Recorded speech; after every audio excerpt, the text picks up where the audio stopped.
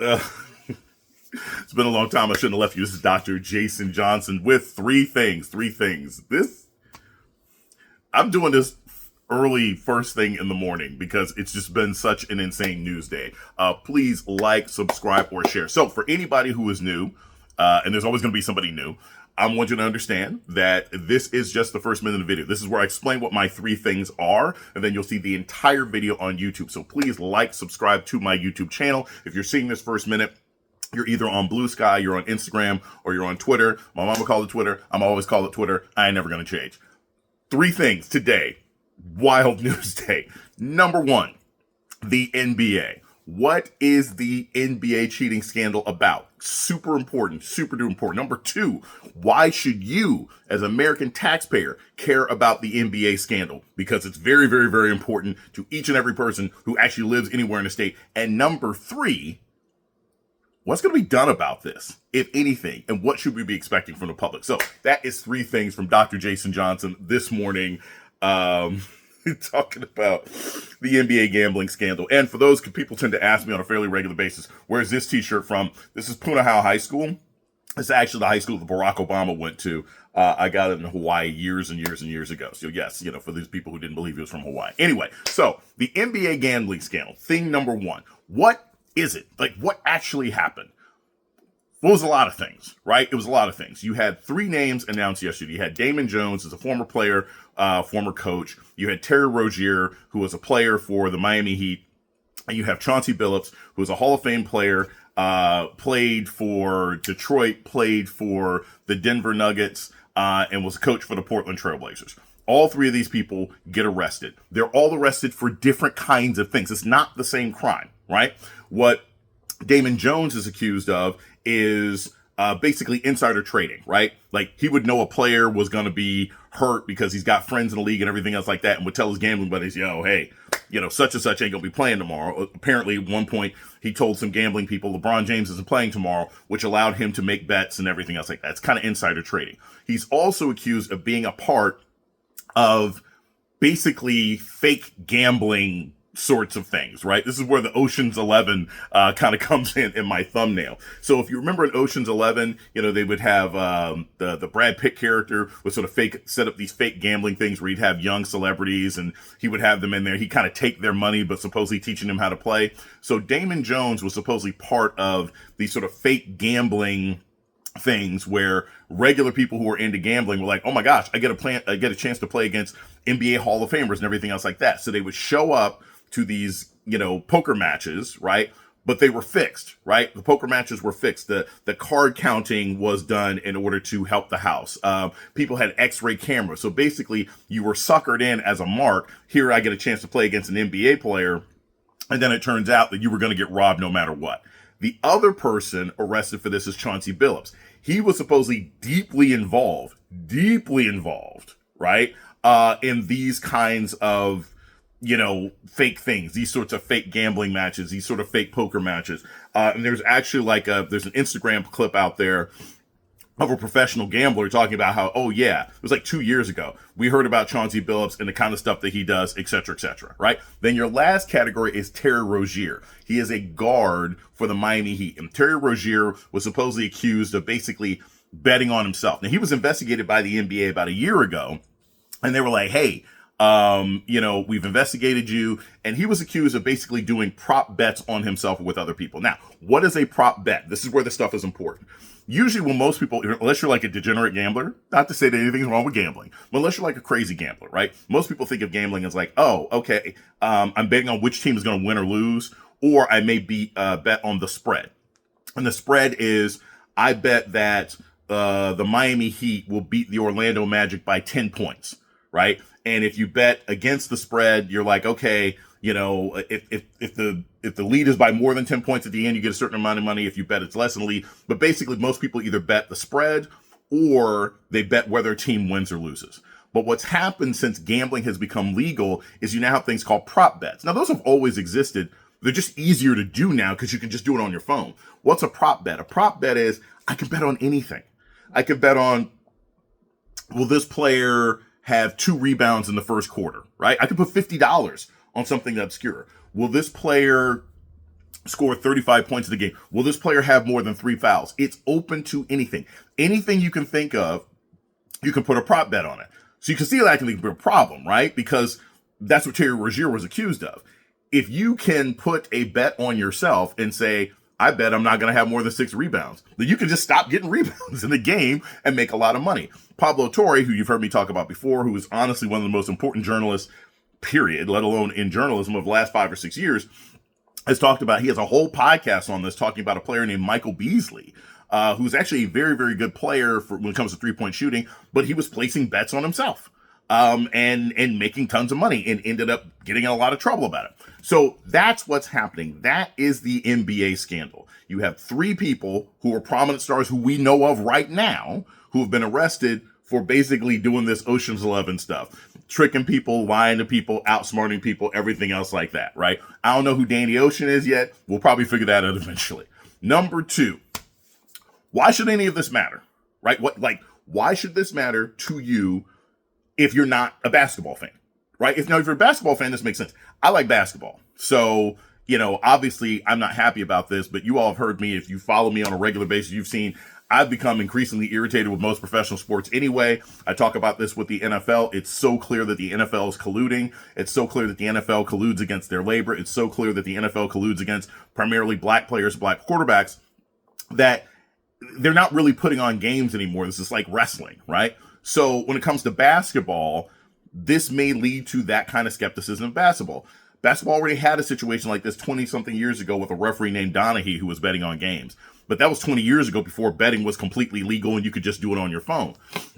The way this matters now is obviously the integrity of the game is affected, right? If every single player can be doing individual bets, and we don't know that, but if every single player can be doing individual bets, you have no idea who's taking this game seriously, right? Because the small-time bench player could be like, I'm going to put $3,000 on me scoring 5 points in this game.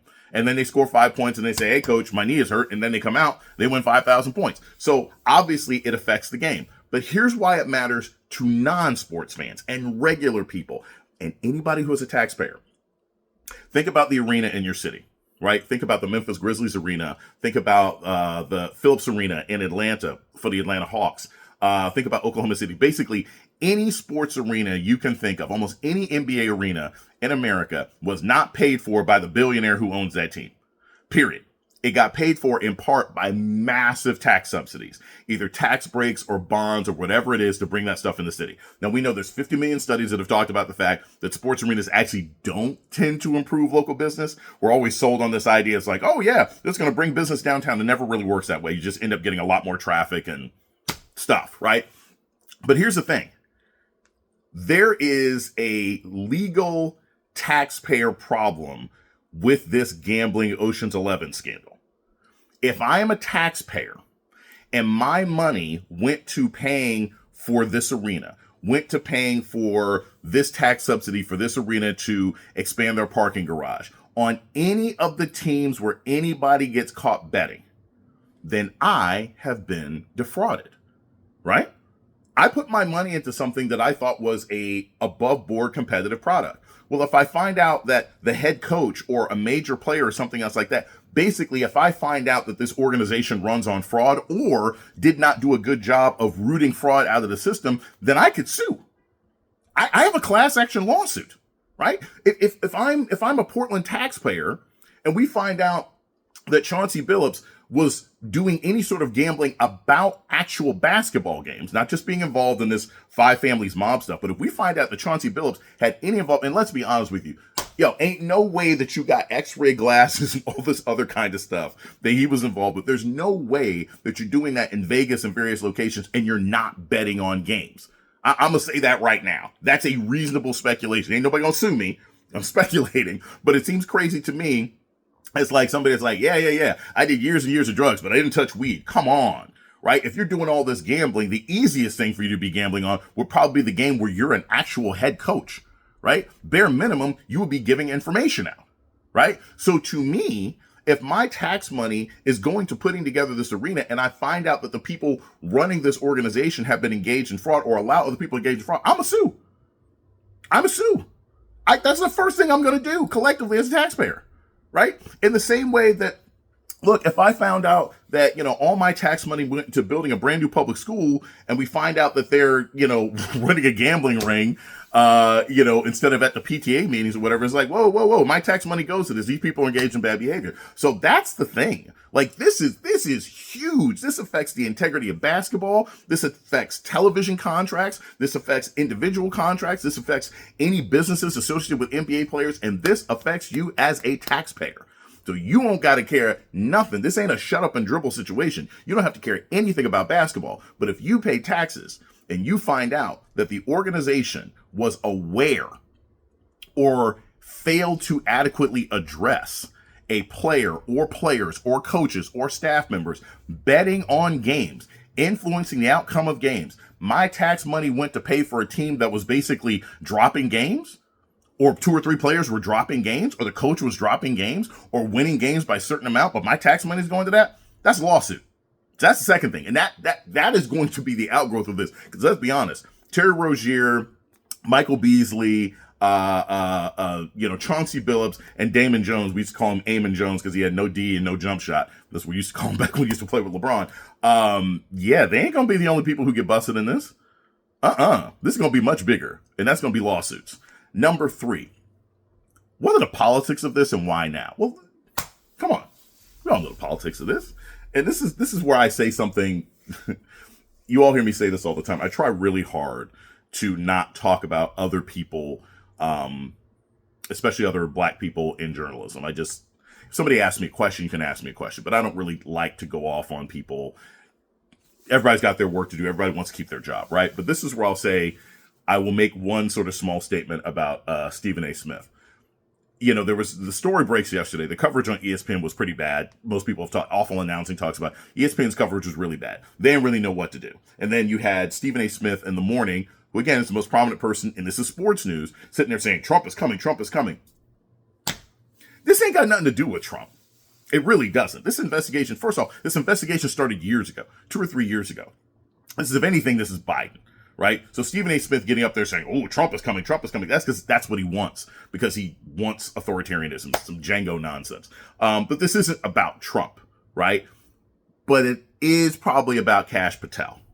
And I know there's always a temptation to refer to him as Cash Money, but I can't recognize any Cash Money except for the one that took over in 1999 and 2000. So, but Kash Patel, who is the deeply incompetent head of the FBI, I put this on him and a certain number of Republicans, because this has been sitting there for 2 years. Why did they decide to launch this investigation and these arrests now? And why do it during the first week of the NBA season? The games just started. Because Kash Patel has done a bad job. There was an assassination. He did a bad job. And there are lots of different things investigatively that Kash Patel has done bad. Not to mention the fact that he's now being attacked by people for admitting that he's Hindu and celebrates Diwali.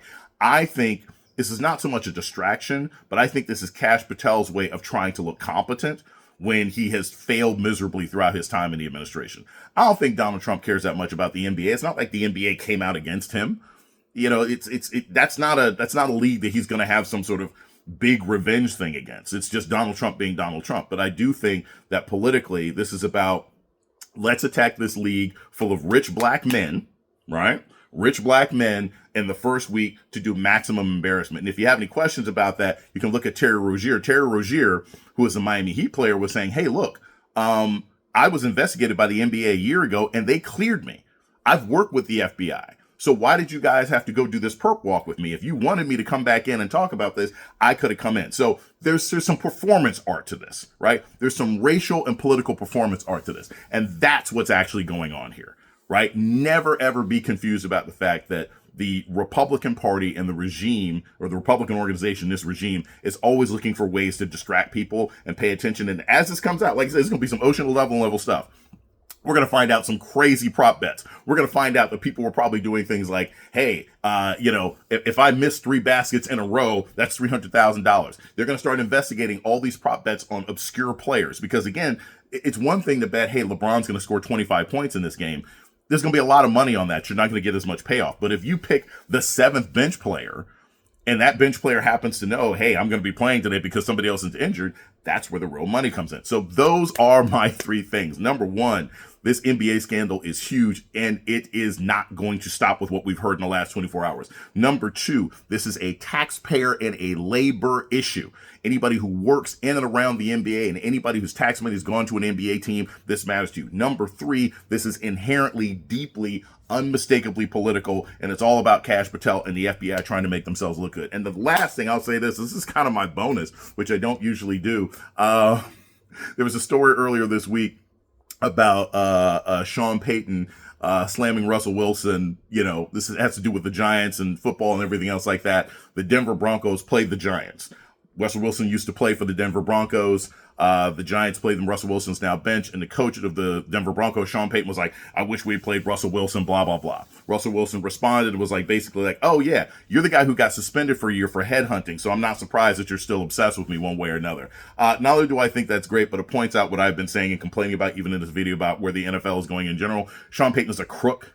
He's a crook. He was suspended for a year for paying players to injure and hurt other players. He was paying, basically, this was some Calvin Candy level stuff. He was paying players to injure other players in the NFL so that they could not play. That man should never have been allowed back in the league. He is also, from what I have been told by my sources, massively MAGA. And so what have I said before? These guys are inherently hostile to black male quarterbacks who appear to be responsible, decent citizens who are married to African-American women. And you can go back to McNabb, and you can look at Russell Wilson, and you look at how people talk about Jalen Hurts right now. So that kind of racism is not surprising to me. It's one of the reasons that the league is less appealing to me as a whole. And I'm glad that the same NFL analysts and reporters who are always bullying Russell Wilson have turned around and said, oh yeah, maybe this black man who's never committed a crime, never had a problem, shouldn't be constantly the butt of attacks by people like Richard Sherman with domestic violence charges and half a dozen other people in trouble. Anyway, that's your bonus. I just had to mention that about the NFL. This is Dr. Jason Johnson. Please check me out. I also have my YouTube channel where I have hits from The Beat with Ari Melber, where I'll be guest hosting this week. Please like, subscribe, and share. Talk to you later.